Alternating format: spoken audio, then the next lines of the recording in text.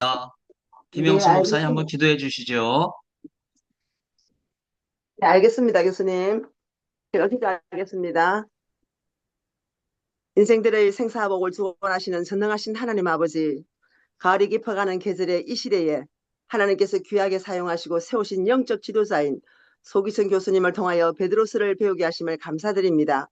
때가 찼고 하나님 나라가 가까이 왔으니 복음을 믿으라고 말씀하신 주님, 우리보다 앞서서 진리를 수호하며 가르치시는 교수님에게 진리의 성령으로 충만케 하시고 오늘도 말씀을 듣는 우리에게도 겸손함으로 성령의 도우심으로 말씀을 들음으로 지식의 울감이 아닌 은혜의 사랑에 감사하며 오직 주시는 가르침을 가슴 깊게 새겨서 상 가운데 현실화 하는 순종을 허락하여 주옵소서. 시종을 주님께 맡겼고 말씀으로 우리를 새롭게 하시고 세수만 가운데 살게 하시는 나사렛 예수 그리스도 이름으로 감사하며 기도드립니다. 아멘.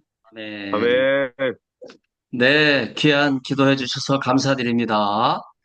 그러면은 오늘 강의는 아무래도 그 첫날이기 때문에 그 베드로 전후서 서론, 제일 중요한 거는 저자는 베드로지만은 이제 장소라든지 보내진 수신 이런 거를 한번 살펴보도록 그렇게 하겠습니다. PPT를 제가 공유를 해볼게요. 자, 베드로전 수업이 이제 오늘 시작이 됐고요. 우리 김영수 목사님 말씀하신 것처럼 혹시 조절이 되면 나중에 또 네, 참여하실 목사님들을 알려주시면 좋을 것 같습니다. 네, 자, 오늘은 우선 이런 내용으로 그 강의를 진행을 하려고 그러고요. 한 50분 정도 네, 진행을 하겠습니다. 늦어도 1시 55분에는 마치려고 생각하고요. 우선 그 베드로 전후서는 어, 수제자 베드로가 어, 기록한 서신으로 공동 일반 서신 8개 중에서 가장 중요한 역할을 하고 있어요. 그러나 실제로는 바울 서신 13개보다는 많은 사람들이 제대로 평가를 하지 않아서 공동 서신을 신학교에서 배우지 않는 경우가 참 많이 있죠. 바울 서신과 좀 구분해서 말씀드리면 사도 바울은 자기가 가서 교회를 개척하고 선교지를 개척하고 전도하는 일을 앞장섰기 때문에 자기 교회 문제, 지역교회 문제에 집중을 했어요. 그러나 감독들 베드로, 야고보, 요한, 유다는요. 지중해 세계, 당시는 그레코 로마 세계라 그러는데 그 당시 기독교의 특징이 그 예루살렘 모교회의 전통을 갖고 있었고 구약 성경 중심으로 해서 보수적인 그러한 신앙을 갖고 있었기 때문에 이걸 통칭 유대 그리스도교 공동체라고 부르거든요. 그래서 이 문제, 지중해 전체 그림을 그리면서 지역교회 문제, 사도 바울이 개척한 교회 문제를 전체적인 시각에서 감독의 권위를 가지고 해결하려고 했다고 볼 수 있고요. 안디옥 교회에서 바울과 바나바가 파송받았는데 안디옥 교회도 베드로 기념교회라고 하는 별명을 갖고 있죠. 그 예루살렘 교회가 세운 교회입니다. 그래서 사도행전 15장에 사도 바울이 1차 전도여행을 마치고 2차 전도여행에 대한 그 보고와 계획 이런 걸 하면서 사도총회에 보고를 하는데 이때 굉장히 중요한 내용 우리가 간과하고 있거든요. 사도총회 결의사항이 음행 곧 동성애를 멀리하라 이런 내용인데 앞으로 기회가 되면 이 문제도 좀 다뤄보도록 그렇게 하겠습니다. 또 하나는 아가야와 마게도냐 지방 헌금을 사도 바울이 직접 예루살렘 교회에 전달하려고 한 만큼 그만큼 예루살렘 교회에 중요성이 있다고 하는 거죠. 그래서 예루살렘 교회는 당시 유대 그리스도교 총본산이라고 할 수 있고 영적 지도자 두 분 기둥과 같은 베드로와 야고보가 있었죠. 네. 그래서 베드로 전후서와 야고보서가 바로 공동 일반 서신에 있는 거죠. 그래서 베드로가 이 초기 교회의 대표자고, 그 다음에 베드로전서 5장에 보면 영적 지도자들인 장로에게 권면을 하고 있어요. 그래서 여기서 말하는 장로는 오늘의 장로와는 달리 영적 지도자라고 하는 의미고, 동역자라고 하는 의미고, 평신도가 아니라 교회 지도력에 초점을 둔 대표성을 갖고 있는 칭호라고 볼 수 있어요. 여기 오른쪽 책이 있는데 올드 카이로를 발굴한 피터 쉐안이라고 하는 학자가 있습니다. 이분은 고고학자예요. 그래서 특정 신학교에서는 가르치질 않았고 이분의 이 그 고고학적 발굴이 가장 유명한 책이고요. 나온 지 10년 됐습니다. 나오자마자 제가 구입을 했고요. 그 책 이름이 바빌론 오브 이집트예요. 바빌론은 바빌로니아에 있는 것이 아니고 또 이탈리아 반도 제국에서도 로마에 있는 것이 아니고 이집트에 있는 바빌론을 발굴한 사람이에요.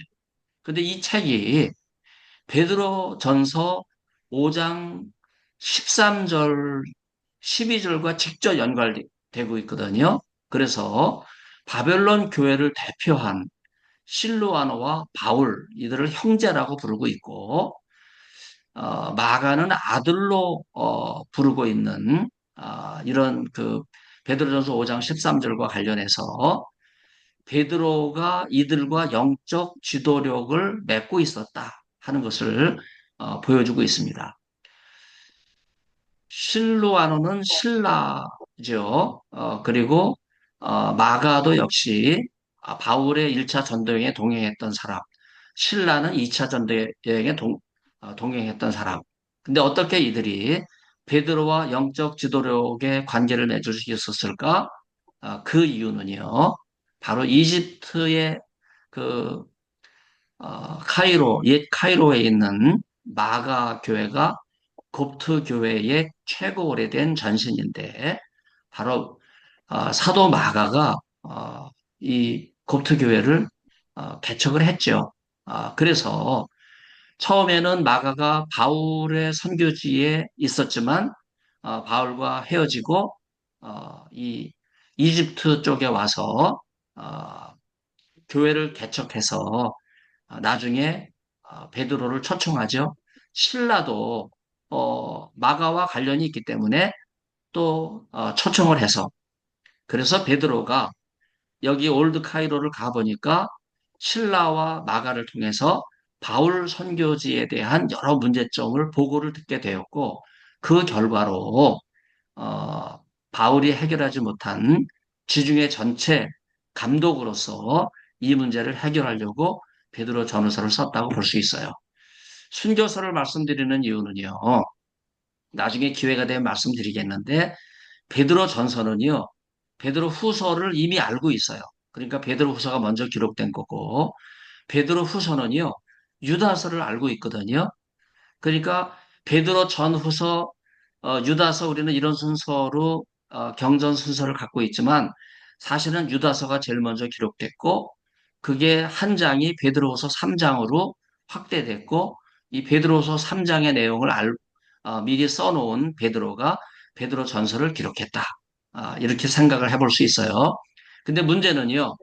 베드로가 갑자기 순교하잖아요. 순교는 예기치 않게 다가오기 때문에 그래서 유품으로 기록했던 이 베드로 전서가 어, 유다서보다 나중에 전달이 된 거죠. 그런 상황에서 우리가 순교설 이거는 제가 만든 용어예요. 그래서 베드로가 순교를 했기 때문에 먼저 기록해 놨던 유다서를 알고 베드로 후서와 전서를 기록했음에도 불구하고 유다서가 이제 베드로 전후서 이런 역할이 있다 하는 것을 말씀을 드립니다. 나중에 유품을 정리하고 한 세대가 지난 다음에 베드로 전후서가 지중해 지역에 전해졌다고 볼 수 있어요. 그러니까 순교할 당시에 초고를 작성해 놨지만 그것을 바로 전달하지 못하고 한 세대가 지난 다음에 전달되게 됐다 하는 그러한 이론이 순교서입니다. 그래서 베드로 전후서와 유다서의 관계를 보면요. 예수님의 재림, 강림에 대해서 굉장히 연결점이 많이 있어요. 그리고 그 당시 이따가도 좀 얘기하겠지만은 야분에 얌리아에서 그 유대교가 어, 이제 시작이 되거든요. 그래서 유대교가 기독교를 배척하는 그런 상황이 벌어져요. 그래서 유대교 가르침에 대한 경계령을 내리는 그런 내용도 베드로 전후서와 유다서에 있고요.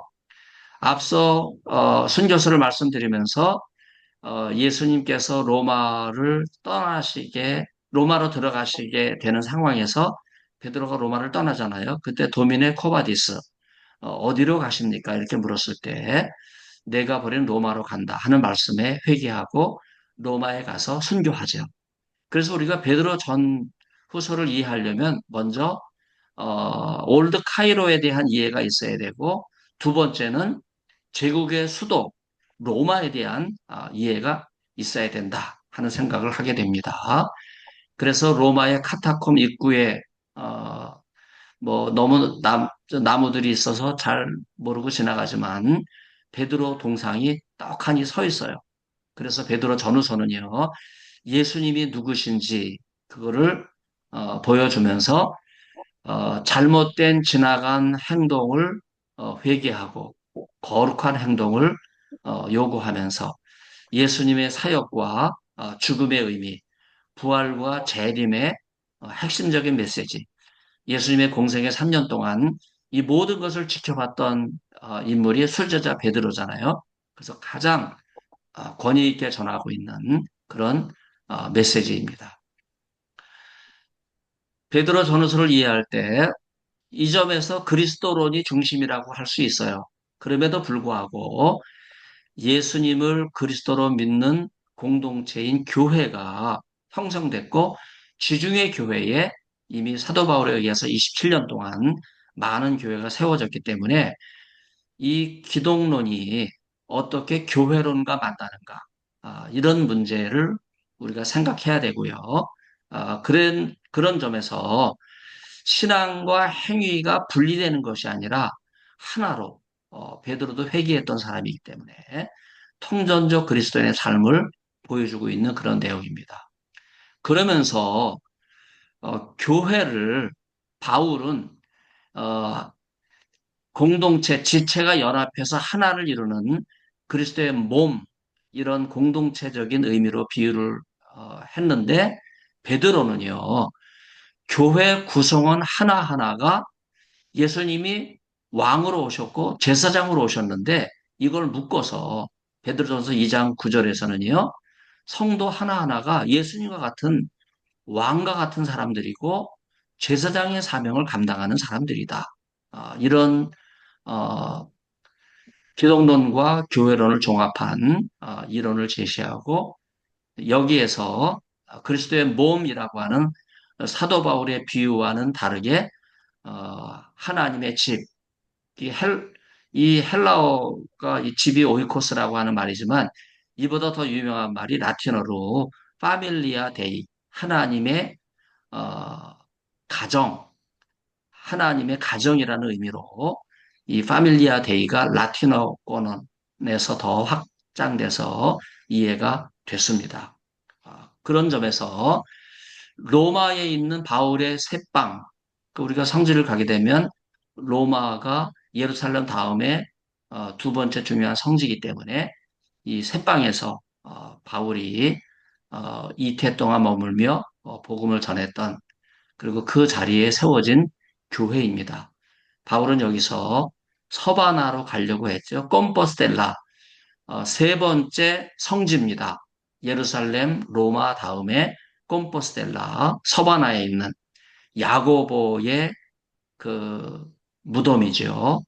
그래서 야고보는 유다와 마찬가지로 예수님의 형제이기 때문에 사도 바울은 예루살렘 교회에 빚진 거 많이 있잖아요.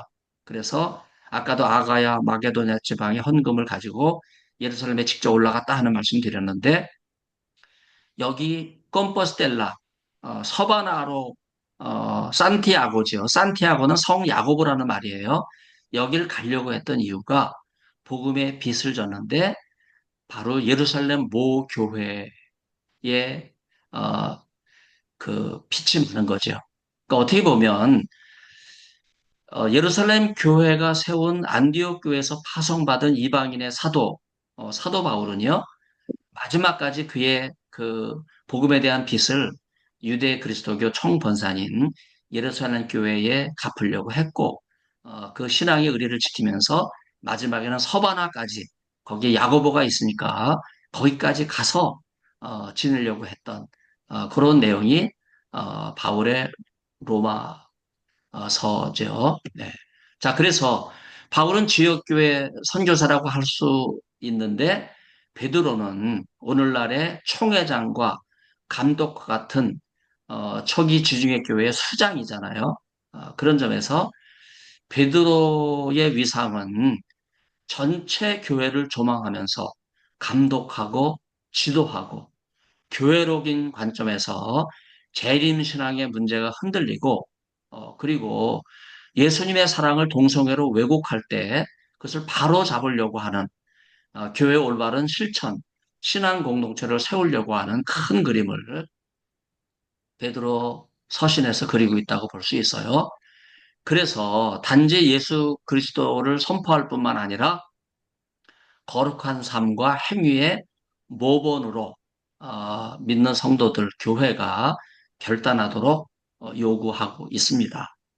그래서 예수 그리스도가 캐리그마지만 예수님이 어떻게 실제적으로 거룩한 삶을 사셨는가 이것을 교회가 따라야 된다고 하는 것을 보여주고 있어요.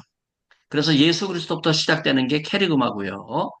바로 그 공동체 위에 사도들의 교회 위에 초기 교회가 세워졌고 그래서 그리스도론으로 시작해서 교회론으로 끝을 맺는 것이 베드로 서신이라고 말할 수가 있겠습니다.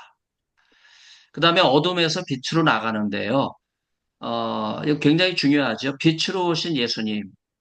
그러나 세상은 어둠이 관영했죠.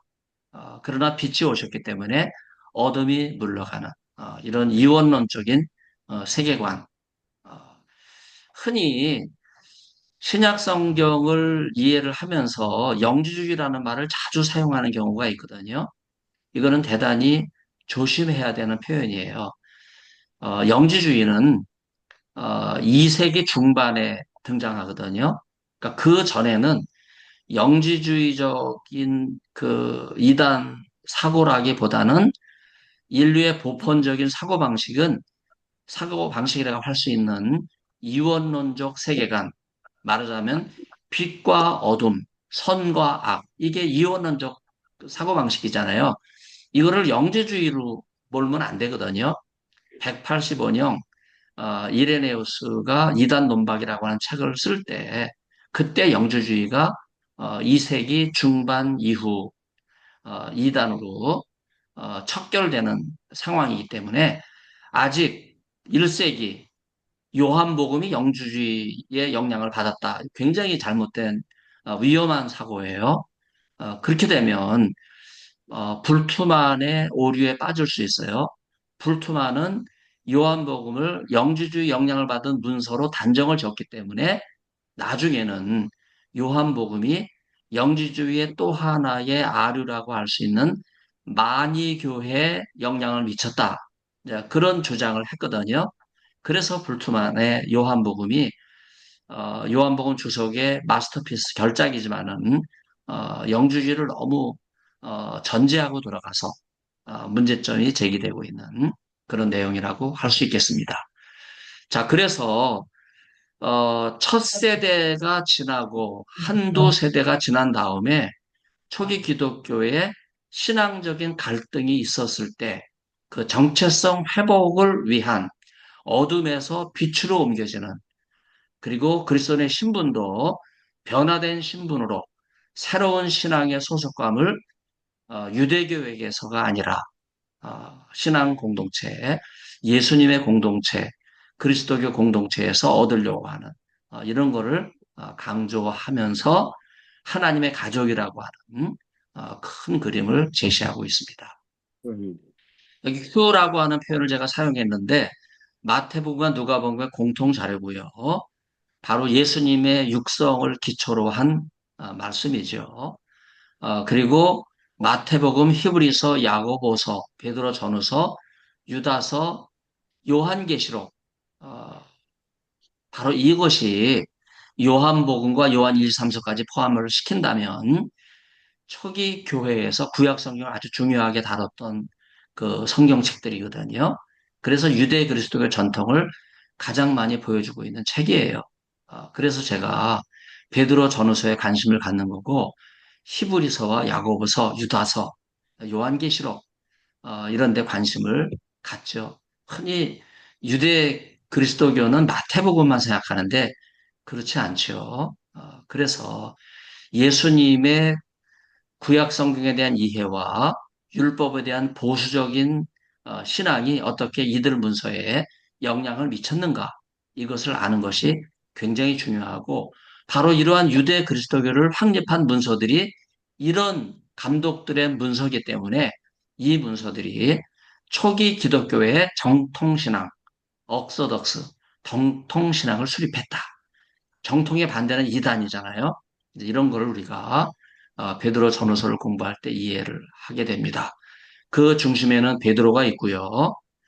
특별히 히브리서나 야고보서처럼 제가 베드로 전후서를 이해할 때 독자는 단순하게 베드로 전후서를 읽는 독자가 아니라 들으면서 읽는 청독자다. 그러니까 누가 앞에서 두루마리를 펼쳐서 읽으면 그것을 들으면서 어, 경청하는 읽는 그러한 청독자의 의미다 하는 것을 우리가 새롭게 생각을 해볼 수 있어요. 그 당시에는 파피루스가 흔치 않았고 두루마리도 흔치 않았기 때문에 하나 구하면 그걸 한 달 내내 한 번 예배에서 모이면 한 번 쫙 읽고 어, 누가 앞에서 낭독하는 것을 경청하는 그런 시대라고 할 수 있겠습니다. 특별히 베드로 전후서는 유대성은 이제 조금 이해가 되셨으니까 여기 사도성에 조금 초점을 두면요. 예수 그리스도의 사도 베드로 이런 표현으로 시작이 되고요. 사실 이 표현이요. 어, 2세기 말 어, 이레니우스가 그 성경 이외 문헌에서 제일 먼저 등장해요. 성경에는 이 표현이 있지만은 이거는 나중에 이레네우스 때 2세기 말쯤 등장하는데 그만큼 어, 베드로 서신에서 베드로가 사용하고 있는 이 사도성이라고 하는 말은요. 초기 교회 정통 신앙을 형성하는 중요한 표현이었고 바로 이게 27권 신약 성경 정경 형성의 기준이 됐다고 말할 수 있어요. 그러니까 사도성, 사도적 가르침이 바로 사도성이죠. 바로 사도적 기원, 교회는 사도의 가르침 위에 세워졌다. 굉장히 중요한 그런 표현이죠. 특별히 이 사도성과 관련해서 텍스투스 레케투스라고 하는 표현, 공인 본문 혹은 리시브라고 하는 표현이 레케투스니까 수용 본문이라고 하는 표현을 사용하는데 이걸 가장 많이 쓰는 사람들이 요즘 그 원문 연구 뭐 그런 데서 킹 제임스를 중심으로 한 그 원문 보전, 말씀 보전 뭐 이런 그 학회에서 이걸 사용하는데 사실 이 표현은요. 그 종교개혁이 16세기 1517년에 일어났잖아요. 바로 그때 종교개혁이 확산될 수 있었던 것은 어, 라틴어로 되어 있는 성경을 마틴 루터가 독일어로 번역했잖아요. 이제 그때 그 사람들에게 어떤 관심이 일어났냐 하면 우리가 라틴어만 알고 있었는데 어, 마틴 루터가 헬라어에서 독일어 그 당시 현대어로 번역한 거에 대한 관심을 불러일으키면서 헬라어를 공부해야 되겠구나. 헬라어 성경을 어떻게 구하지? 이런 관심이 일어났어요. 그때 이 헬라어 본문이 처음으로 인쇄됩니다. 이제 그걸 광고하기 위해서 텍스투스 레케투스라고 하는 표현을 사용했는데 이제 그게 너무나 중요하기 때문에 제가 여기에 대한 논문도 대한성서공회에서 지원을 받고 발표를 한 적이 있죠. 그래서 책 광고, 헬라어판 원전 성경을 어, 광고하기 위한 광고 문구가 텍스토스 레캡투스예요. 이걸 지금 말씀 보존 학회에서는 70인역의 의미와는 상관없이 그냥 그 섹스피어 킹 제임스 언어지요. 그 성경을 흠정역이라고 부르는데 그거를 무슨 원전처럼 생각하거든요. 근데 사실은 이 홀리 바이블이라고 하는 이 킹 제임스 버전은요. 그 10세기 서기 10세기 레닌그라드 사본을 기초로 해서 번역한 영어 번역이에요. 그런데 사실은 1946년부터 57년까지 9년 동안 그 11년인가요? 1946년부터 55년까지 9년 동안 사해 사본이 발견이 되거든요. 11번에 걸쳐서. 그리고 2007년에 또 하나의 사본이 발견이 돼요. 그래서 12개의 사본이 발견이 됐는데 이 사본은 레닌그라드 사본의 10세기에는 편입이 안 돼 있죠. 그래서 이 텍스투스 레캡투스는요. 천년 앞선 사본이 발견이 되면서 어, 흥정력, 킹제임스 버전이 새로워져야 된다 하는 것을 생각을 하게 된 거죠. 자, 그래서 정경 목록에 중요한 문헌들이 있는데 이 문헌들이 사도성의 원리를 충족시키지 못했기 때문에 텍스토스 레캡투스로 공인 본문으로 인정받지 못했다 하는 것을 생각을 해볼 수 있겠습니다. 그러나 이제 이 문헌들이 솔로몬의 지혜서는 제가 석사 논문 미국에서 솔로몬의 시편과 더불어 많이 사용했고 그 다음에 예수님을 연구하면서 헤르마스의 목자라든지 실학서라든지 열두 사도의 가르침이라든지 클레멘트 서신 1서 2서라든지 이런 거를 예수님의 육성을 많이 간직하고 있기 때문에 이 문헌들이 굉장히 중요하거든요. 그래서 많이 연구를 하고 있는 상태입니다. 사도성을 충족시킨 책 이름 중에 뭐 베드로복음서, 빌립복음서, 사도 바울의 기도, 야고보 묵시록, 베드로 묵시록, 베드로 행전, 빌립에게 보낸 베드로의 편지, 마리아 복음서, 요한의 비서 다 사도들의 이름이 들어가 있잖아요. 그럼에도 불구하고 이것들이 경전에 들어가지 못한 이유는요.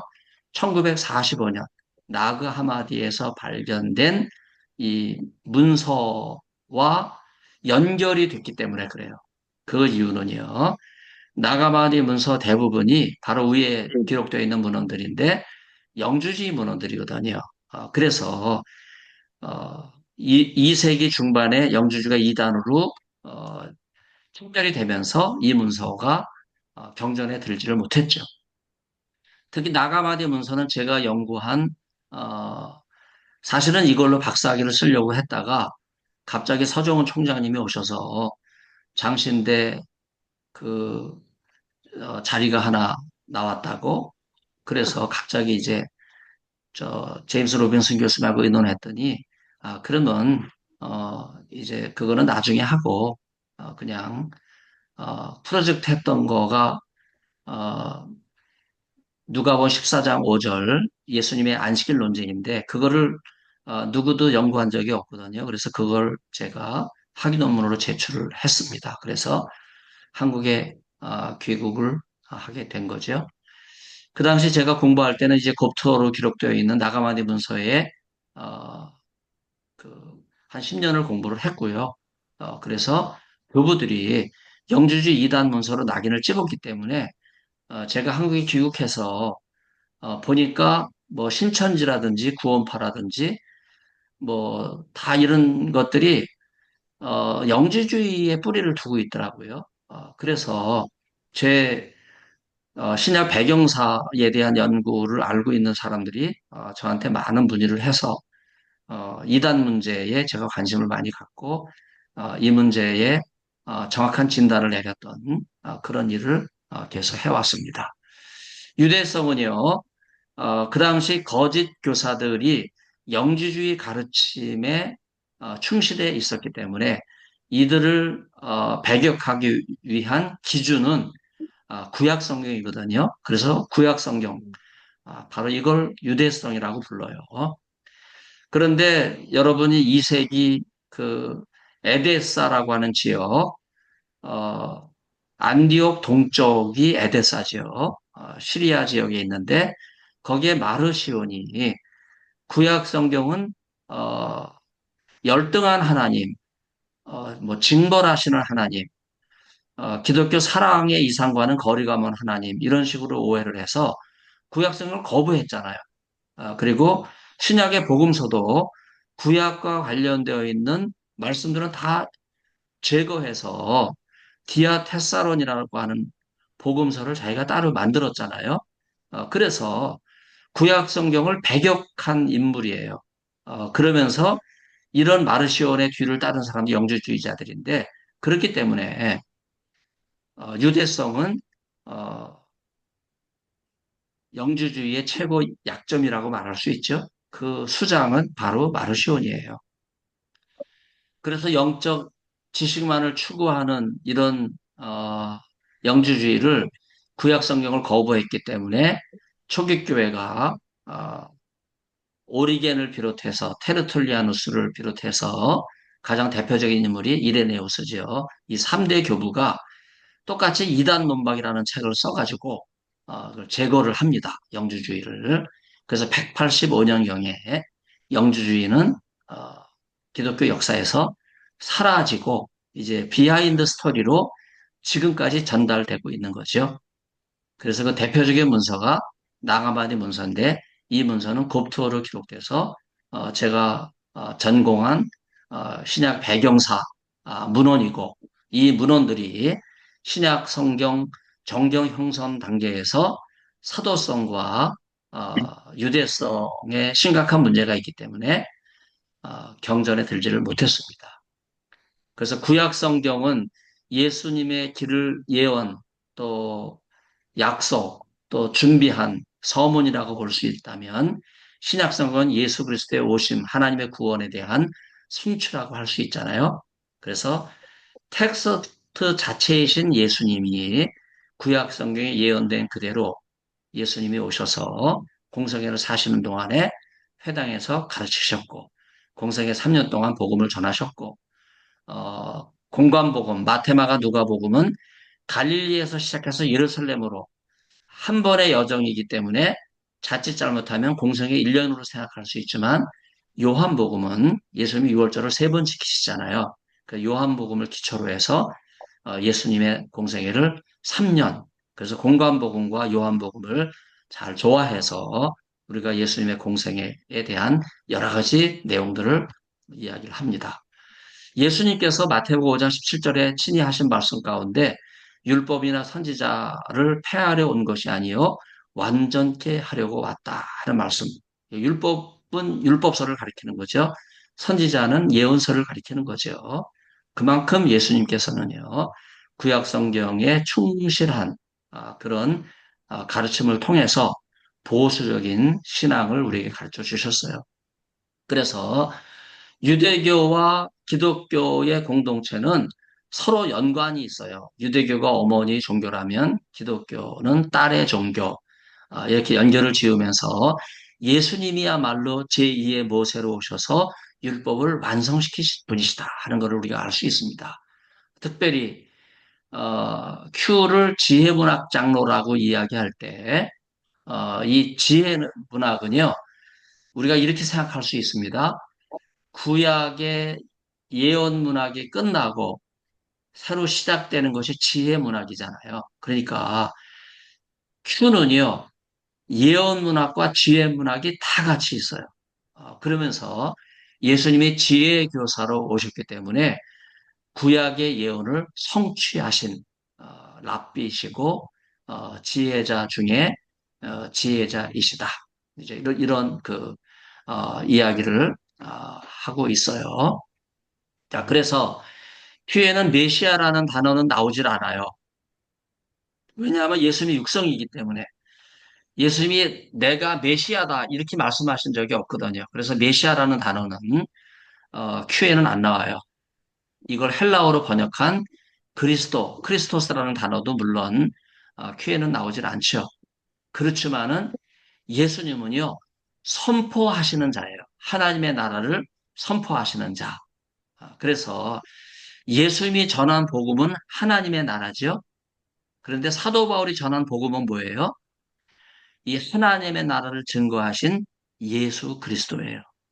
그래서 우리는 예수님의 하나님 나라 복음과 사도 바울의 예수 그리스도에 대한 증거, 이거를 종합적으로 전하면서 하나님의 나라도 증거하고 예수 그리스도도 증거하는 이러한 전통을 이야기를 하는데, 이 하나님의 나라는요, 유대적인 전통 속에서 메시아로 오신 예수님의 가장 핵심적인 가르침이에요.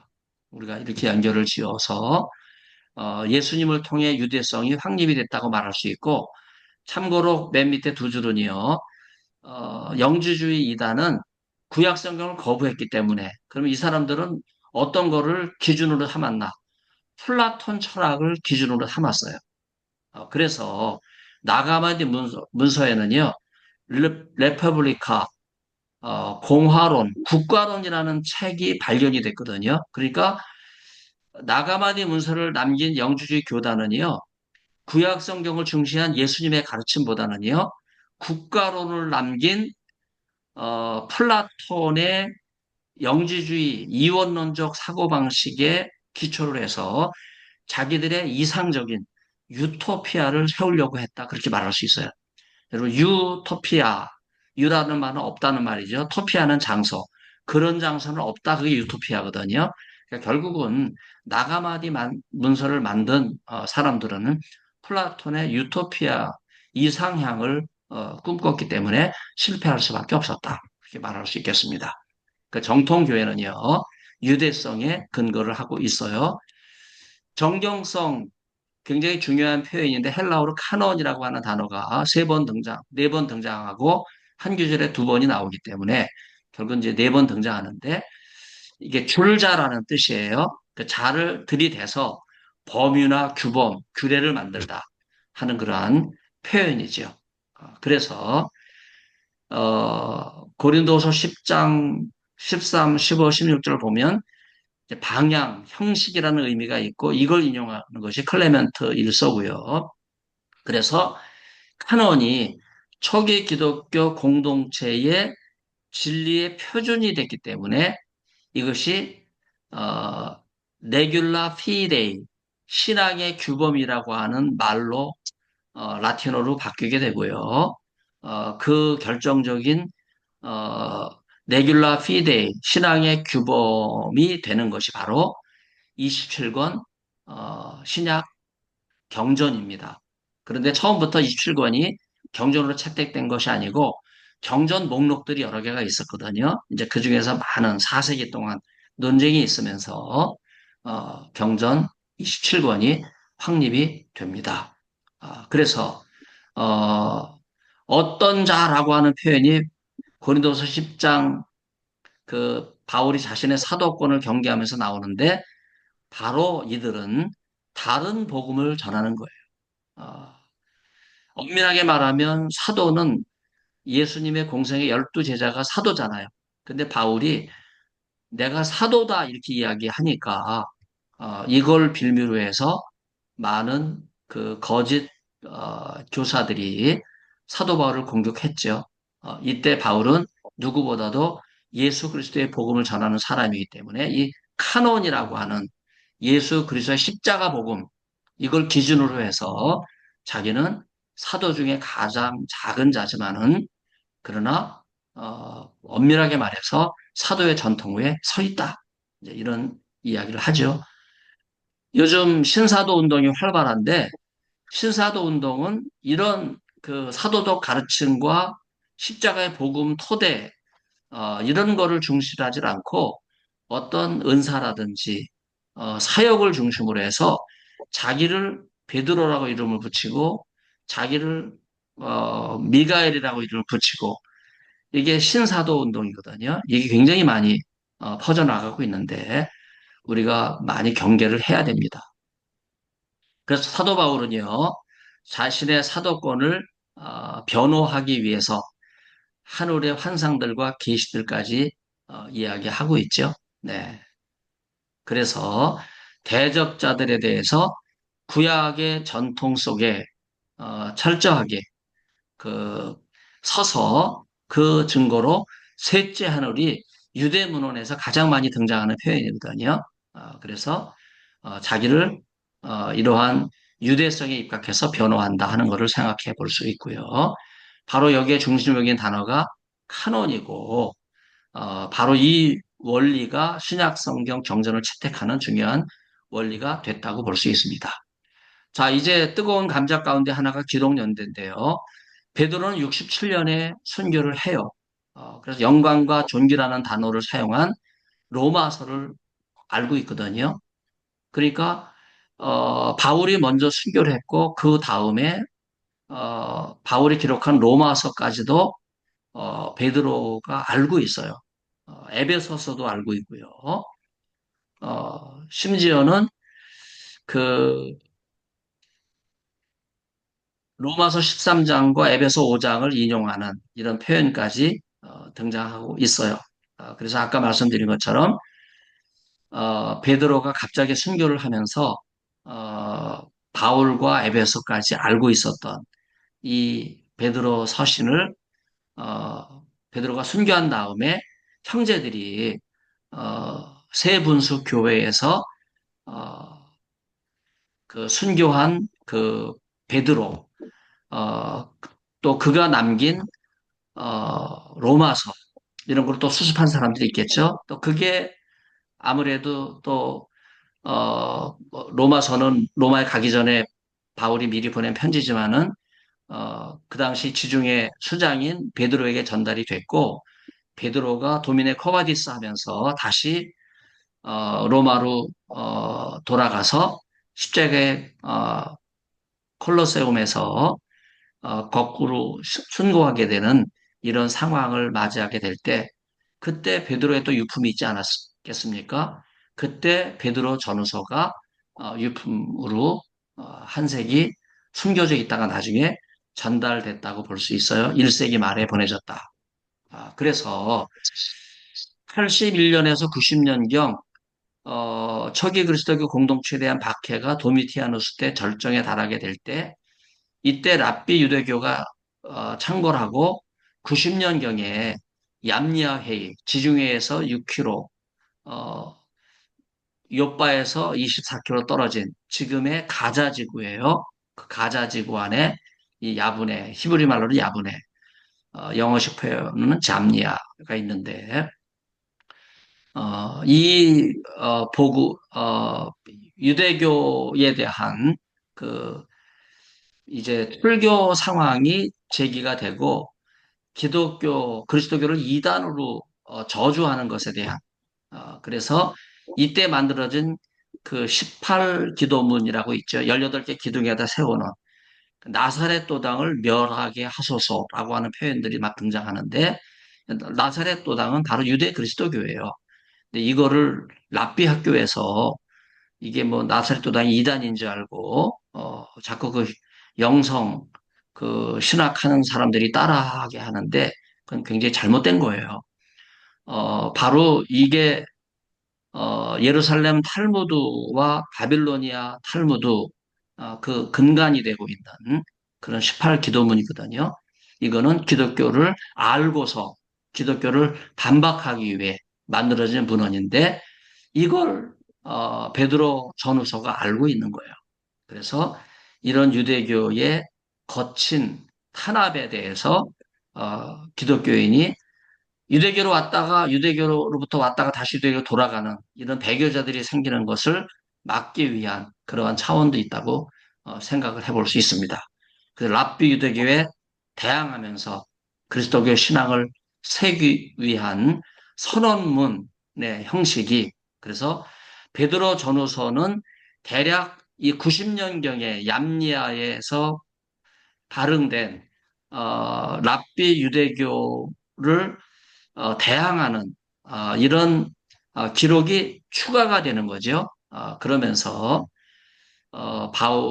베드로가 순교하고 나서 한 세대가 지난 다음에 최종적으로 베드로 전 후서가 기록돼서 전해지게 됐다. 이제 그렇게 결론을 지을 수 있습니다. 자, 그래서 베드로 전 후서에는요, 바울 서신에는 그 당시 신앙 고백이라든지 기독문이라든지 찬송시라든지 이렇게 직접 인용되고 있는데 이게 한 세대가 지난 다음에는 이런 찬송시나 기독론적 그 찬양들이 이미 교회에 뿌리를 내리고 많이 흡수가 됐어요. 그래서 직접 인용하지 않고 이것이 그냥 어, 융예돼서 녹아 들어가서 하나하나가 구분하면은 캐리그마 찬송시 교리문답 이런 거를 구분해낼 수 있지만은 그러나 베드로 전후서에서는 이게 녹아 들어가서 신앙 공동체에 흡수된 그런 내용을 볼 수 있고 환란을 겪고 있는 그리스도인들이 어떻게 고난을 이기고 그들에게 힘과 위로를 줄 수 있나 이런 내용들이 있습니다. 베드로전서 1장 17절로 19절 보면 랍비 유대교에 미혹됐던 사람들이 거룩한 삶을 살아야 된다. 그 핵심에는 예수 그리스도의 죽음을 거부하는 유대인, 대속신앙을 회복하고 죽음과 부활을 회개하는 이러한 내용을 유대교의 속죄신앙과 연결짓는 그런 내용이 나옵니다. 수신자와 발신지가 나오는데 1장 10절에 나그네라고 하는 단어를 보면 바로 1장 1절이 또 여러 소아시아 어, 지금으로 말하면 터키 북쪽에 있는 바울의 선교지잖아요. 이들을 나그네로 보고 바로 이들에게 보낸 회람서신이라고 하는 의미가 있다. 그 디아스포라라고 하는 단어가 여기 등장하는데 디아스포라는 그 당시 유대인을 가리키는 거거든요. 흩어진 유대인. 거기서 개종한 기독교인들. 그래서 이들이 복음을 이 베드로 전후서를 듣는 수신자라고 말할 수 있어요. 그래서 1차적으로는 바울을 통해서 개종한 사람들, 바울 선교지에 있는 사람들이고 이들 바울 선교지에 있는 사람들, 아까 처음에 말씀드린 것처럼 베드로서 5장 12절로 14절에 보면 마가와 실로아노를 통해서 바울 선교지에 대한 보고를 듣고 베드로가 알렉산드리아와 카이로에 마가 교회를 개척한 마가의 초청을 받아서 거기 머물러 있는 동안에 바로 어, 누구에게 복음을 전할 건가? 바로 이들에게 바울 선교지에 있는 사람들에게 이 서신을 회람 서신 형식으로 보내야 되겠구나 하는 그러한 계획을 세운 거죠. 여기서 등장하는 것이 베드로는 5장 13절에 바벨론이라고 하는 단어고요. 바로 이 바벨론이 발신 장소, 바로 베드로 전후서를 기록한 장소. 그게 로마인데 그게 이탈리아 반도의 로마가 아니고 바로 여기 로마 성체가 있어요. 로만 포트리스라고 그러죠. 이 성체가 있고 바벨론이 나중에 유세비우스를 보면 로마의 비유적인 칭호라고 말할 수 있겠습니다. 그런 점에서 이 바벨론이라고 하는 상징성이 굉장히 많은데 요한계시록의 큰 음료 바벨론 로마와는 달리 여기 베드로서 5장 13절에 등장하는 바벨론 교회는 바로 카이로에 있는 마가가 세운 kop트 교회다 하는 것을 알 수 있습니다. 여기 양쪽 고고학적인 이번에 베드로 전후서 포스터를 만들면서 이걸 제가 활용을 했는데 바로 성체가 있고 왼쪽에 그 동그라미 두 개가 있잖아요. 이게 교회예요. 이만큼 교회가 어, 카이로에 강성했어요. 이 교회는 허물어졌고요. 중심의 가운데 이렇게 직사각 형태로 되어 있는 것이 지금 우리가 올드 카이로를 찾아가게 되는 바로 예수님 마리아의 우물이 있는 예수님 피난 가신 그 교회고요. 그 밑에 정사각형으로 작게 되어 있는 바로 그 교회가 어, 말하자면 행인 철치라 그러죠. 어, 이렇게 공중에 걸려 있는 공중교회다 하는 표현이 있는데 바로 그 자리에서 어, 이 정통교회는 세 갈래로 갈라지죠. 곱트 정교회가 원조고요. 그게 동방정교회가 되고 이 동방정교회에서 그리스 정교회가 갈라지고 그 다음에 러시아 정교회가 갈라지는 이런 어, 정교회가 있는데 이 정교회들이 상징적으로 1년에 한 번, 바로 이 카이로에 와서 총회를 엽니다. 그만큼 상징적이죠. 그래서 올드 카이로에 바벨론이 있고 바로 그 바벨론 옛 성체 안에 바벨론 교회가 있었고 이게 고고학적으로 어, 중요한 책이 어, 10년 전에 나왔기 때문에 지금 이 책을 반영한 주석서가 하나도 없어요. 그래서 이제 요한계시록과 마찬가지로 어, 이 베드로 전후서를 이해할 때 이 책은 굉장히 중요한 책으로 이해를 해야 됩니다. 그래서 카이로의 곱트 교회, 그래서 어, 데바오 칼리스 그 당시 그 감독이라고 할 수 있는데 감독의 무덤도 한국 가까운 곳에 있었고요. 어, 지금은 아랍권으로 넘어갔지만은 끊임없이 신앙의 전통을 세우고 있는 곱트 교회 신앙을 이어가고 있어요.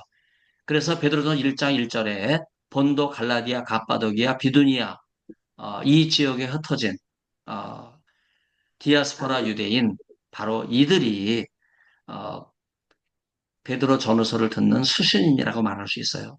그래서 베드로 전후서를 이해하기 위해서는요, 로마를 가야 되고, 그 다음에 올드 카이로와 알렉산드리아를 가야 되고, 그 다음에 소아시아, 본도, 갈라디아, 갑바도기아, 비두니아 이런 지역을 우리가 가야 됩니다. 그래서 이들은 바울의 선교지예요. 그런데 바울이 해결하지 못했던 바로 그런 문제를 해결하기 위해서 흩어진 나그네들에게 보낸 편지다. 그 야고보서 1장 1절도 이 표현이 나오지요. 디아스포라 유대인 공동 일반 서신에서 감독의 서신이 바로 이런 문제를 굉장히 중요하게 다루고 있어요. 이제 결론적으로 베드로 후서 2, 3장이 나오는 이 동성애에 대한 이 규절이 유다서의 영향을 그대로 받고 있는데 제가 한번 시간이 다 됐기 때문에 한번 요 규절은 나중에 또 기회가 되면 베드로후서가 할 때 소개하는 걸로 그렇게 하고요. 바로 유다서의 요 규절이 베드로후서 3장 4절로 13절에 그대로 들어오면서 에로스 동성애가 아니라 하나님의 아가페 사랑을 강조하는 이런 표현들로 연결이 되고 있습니다. 자, 그래서 네, 중간에 들어오신 우리 세 분, 네 분이 또 계시네요. 아무튼 반갑고요. 이제 오늘 첫 강좌를 이렇게 마쳤습니다. 임에스더 전사님, 그 다음에 김명찬 우리 장신대 학생 들어와 있고 박상배 목사님 이렇게 해서 저하고 오늘 같이 공부하게 된 거를 감사하게 생각합니다. 네, 우선은 시간이 돼서 끝내는 걸로 하고요. 한 네, 시간 셋업을 해놨기 때문에 네, 질문이라든지 다른 궁금한 거는 제게 개인 카톡이나 예수학교 톡방에 올려주시면 좋겠습니다. 네, 알겠습니다. 감사합니다. 교수님, 네, 감사합니다. 안녕히 계십시오. 고맙습니다. 네.